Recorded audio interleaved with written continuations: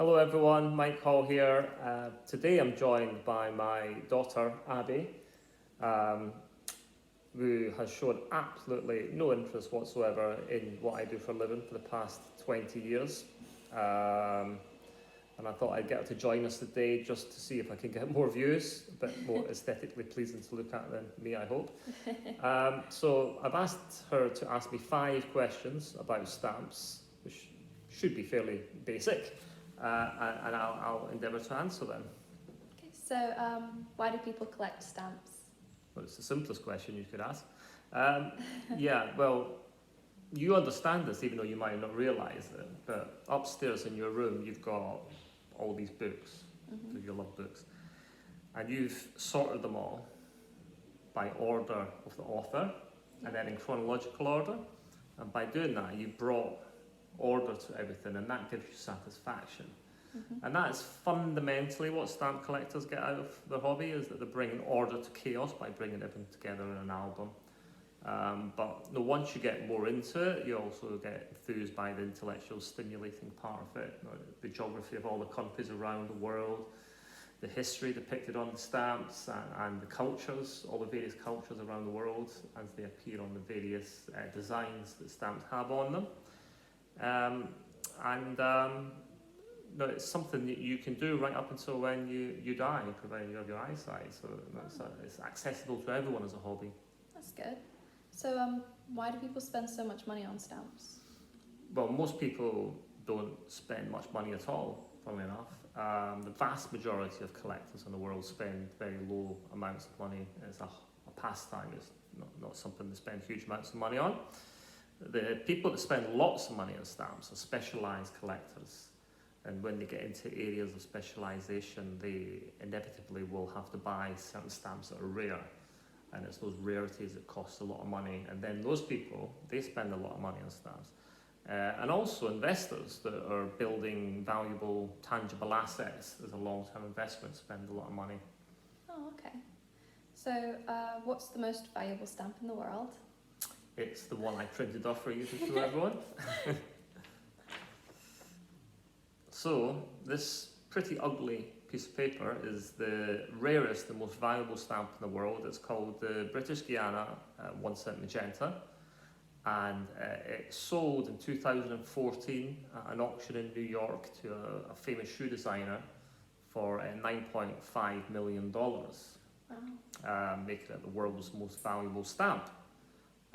It was first discovered in 1873 by a 12-year-old Scottish schoolboy, which is where I'm from, and he sold it for 6 shillings back then, which was quite a lot of money back then, but not as much as it's worth now.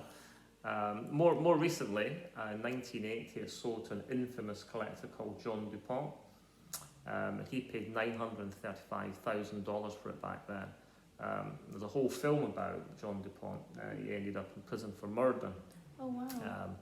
But what's interesting about the price appreciation between 1980 and 2014, a 34-year period, that shows 850% growth, which is around 25% per annum, which serves to illustrate the sort of investment potential in the very rarest of stamps, and why people do it as an investment. Okay. So how do you know a valuable stamp when you see one?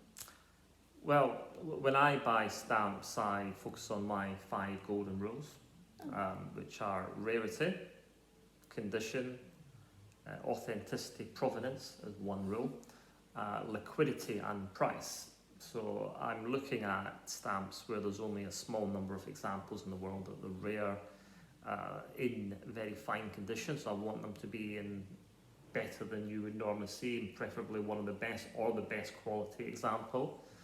And I only really like to see things in areas where there's a lot of potential buyers, because obviously I need to sell it to make any money.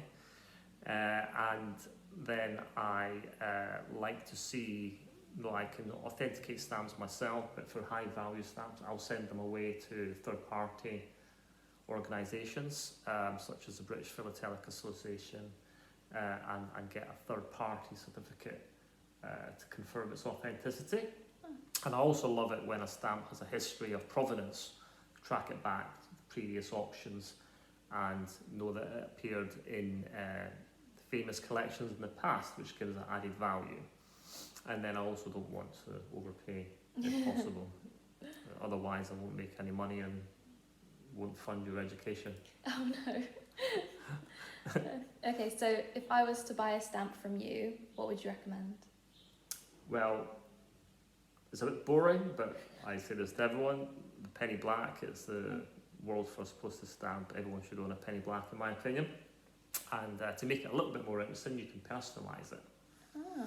So penny blacks come with check letters on each stamp.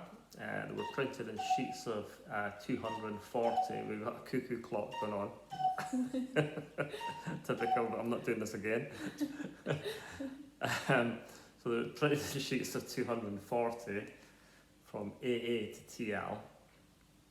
And fortunately for you, AH is in there, so I'd suggest that you get that. Great, that's enough. Okay, thanks very much for watching. I hope you found this ad lib, albeit I knew the questions in advance, as I'm sure you guessed. But I didn't know what I was going to say as an answer. But thanks very much for watching. I look forward to speaking to you again next week. Thank you.